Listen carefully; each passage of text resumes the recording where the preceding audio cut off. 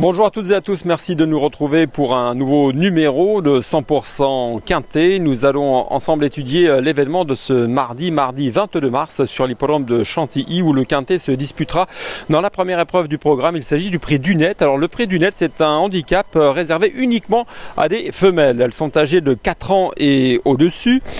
C'est un handicap qui a réuni 16 concurrentes et il y aura 2100 mètres à couvrir sur la piste en sable fibré. Voilà donc les données. Le départ sera donné à 13h50 et c'est un événement évidemment que vous aurez la possibilité de vivre en direct sur pariturf.com, le live qui vous est proposé tout au long de la journée. Nous allons tout de suite regarder les forces en présence et le tableau qui s'affiche sous vos yeux.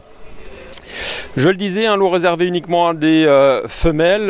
L'As Willwood, régulière mais qui malheureusement devra s'élancer tout en dehors.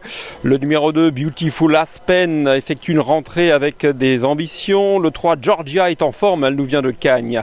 Le 4 Nottingham a également son mot à dire dans ce style d'épreuve avec le numéro 5 Révolté, le 6 Sirenka qui font partie des trublions, j'ai envie de dire. Attention peut-être à Full Flow, en tout cas je l'aime beaucoup ce numéro 7, tout comme Hilarante qui devrait faire partie des concurrentes les plus jouées. On va enchaîner avec la deuxième partie du tableau de ce handicap quintet réservé à des femelles, je le rappelle, avec le 12 Scénariste qui vient de changer d'écurie. C'est désormais Alessandro Botti qui est en charge de sa carrière sous la casaque d'Alexis Dousseau. Et puis quelques outsiders comme le 14 Simaruba qui en tout cas me plaît particulièrement, le 15 French Diva ou encore le 16 Azaman. Voilà donc pour les forces en présence. On va tout de suite attaquer le papier.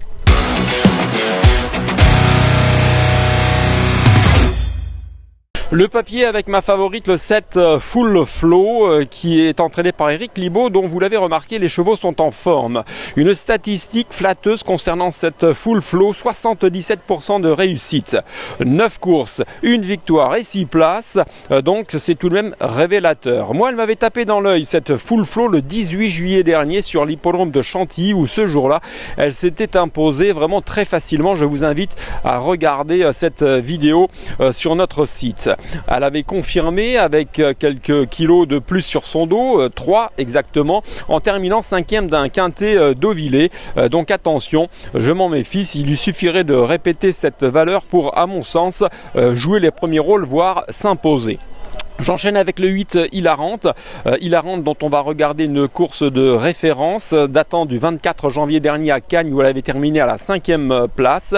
Elle avait été malchanceuse ce jour-là, elle aurait pu finir plus près avec donc le long de la corde sur une 3e ligne, une Hilarante qui a dû patienter avant de trouver le passage et ensuite de bien finir.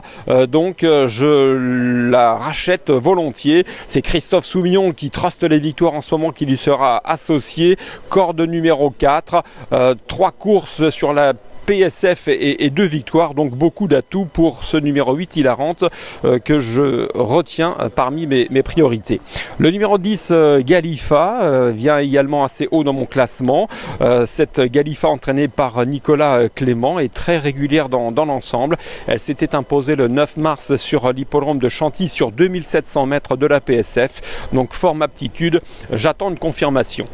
Le numéro 14, Simaruba, c'est l'entraînement alsacien d'Yvonne Volmer, la monte inspirée d'Aurélien Lemaître. Une aptitude également aux pistes en sable fibré lui confère une chance ici. Une course de référence que l'on va regarder ensemble le 15 janvier dernier à Chantilly, où cette Simaruba avait patienté avant de porter les stockades dans un peloton, vous l'avez vu, assez compact encore à mi-ligne droite.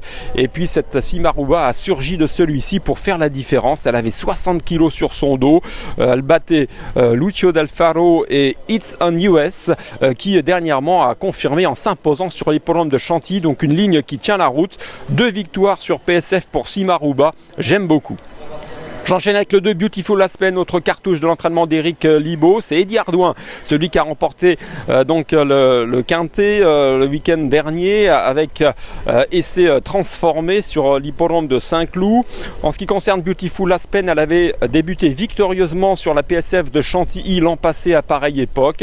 Elle a ensuite fait preuve d'une certaine régularité. À ce poids, certes, sa marche semble limitée, mais je m'en méfie car, je le répète, les chevaux d'Éric Libaud ont l'air d'avoir pris du bon repos pendant l'hiver et à chaque fois qu'il rentre, il semble pouvoir faire l'arrivée. Voilà pour mes 5 premiers. J'enchaîne avec le 6 Sirenka, associé à Maxime Guyon. C'est un cheval qui avait bien fait sur l'hippodrome de Lyon-la-Soie, donc sur la PSF, qui s'était imposé l'année dernière, au mois de mars, donc en 2021. Une rentrée correcte, une rentrée qui devrait lui permettre de gagner en conditions physiques là-dessus. Donc je m'en méfie également.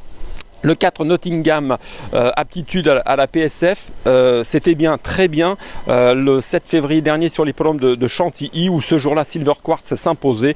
L'opposition était beaucoup plus relevée que ce mardi à Chantilly, donc je l'ai retenu. Le 9 Rose in Bloom, c'est une rentrée, mais attention, associée à Théo Bachelot, elle peut pimenter les rapports de ce quintet. C'est une bonne finisseuse, elle va certainement courir battue pour venir finir. Et puis le numéro 1, Willwood, c'est l'un de mes gros regrets. Pourquoi ? Parce qu'elle a hérité du 16 dans les stalles. Et on a vu ces derniers jours à Chantilly qu'il était très difficile de revenir de l'arrière-garde. C'est la raison pour laquelle je la range parmi mes outsiders et parmi les derniers de ma sélection. Mais sincèrement, je ne serais pas surpris de la voir briller à ce niveau. Donc c'est un choix. Et justement, on va passer à la rubrique Notre choix car il est temps.